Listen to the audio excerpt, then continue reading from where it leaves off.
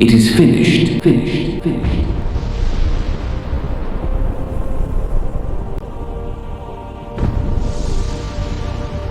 But what if it never was? No cross, no sacrifice, no moment where love gave everything. Where would we be without it? Before the cross, there was a moment when everything could have changed.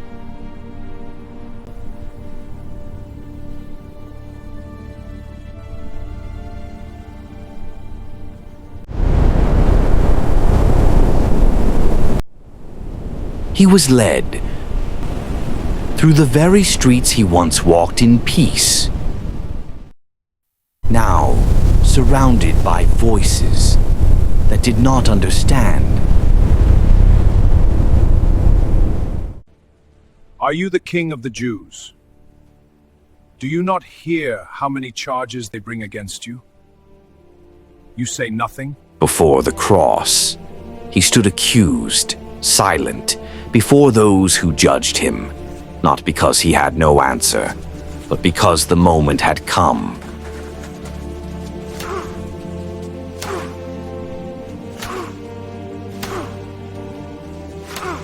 The weight on his shoulders was more than wood.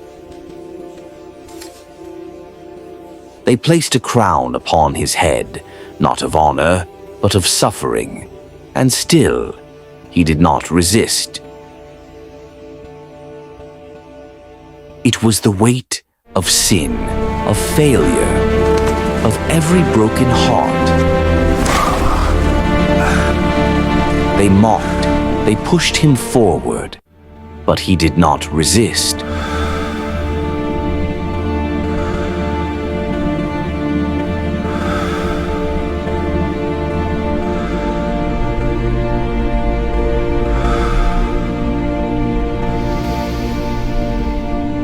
He did not speak. They shouted, step by step, through pain, through shame. He kept walking. The weight became too much.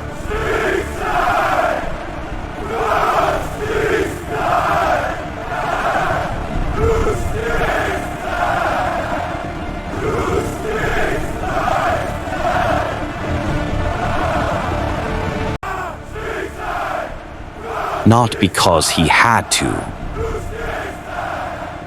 but because he chose to. His strength began to fail. No stopping! Keep moving, crowd back! Onward, retelling! To the end! No mercy! Drag him! And the cross fell to the ground. But the crowd did not stop. They pressed in, louder, harsher. Simon from Cyrene. He did not choose this moment. He did not understand it. But he was pulled from the crowd and made to carry the cross. He came to watch, but was chosen to carry the burden. And step by step, the journey continued. They brought him to the place called Golgotha.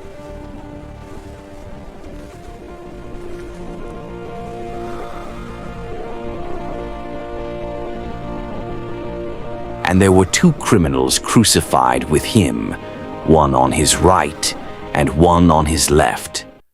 One of them began to mock him, saying, "If you are the Christ, save yourself and us."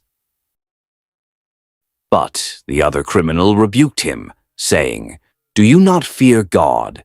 We are punished justly, but this man has done nothing wrong." Then he turned to Jesus and said, "Jesus, remember me when you come into your kingdom."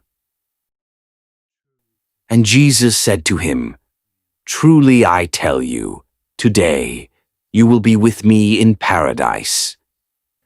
And even on the cross, mercy was still being given. Near the cross stood his mother and the disciple whom he loved. And even in his suffering, he looked upon them and said, Woman, behold your son. Behold your mother.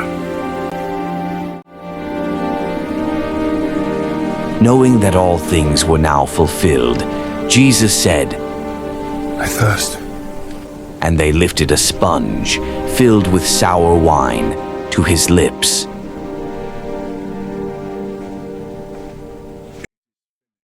And when he had received it, and as the darkness covered the land, he lifted his head, and with his final breath he said, It is finished. The earth fell silent, and in that very moment the veil of the temple was torn in two, from top to bottom.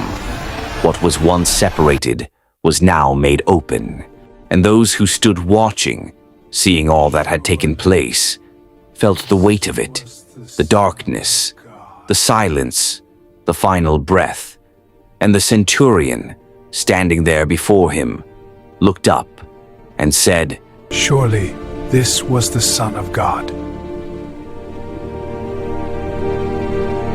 And the earth was not the same.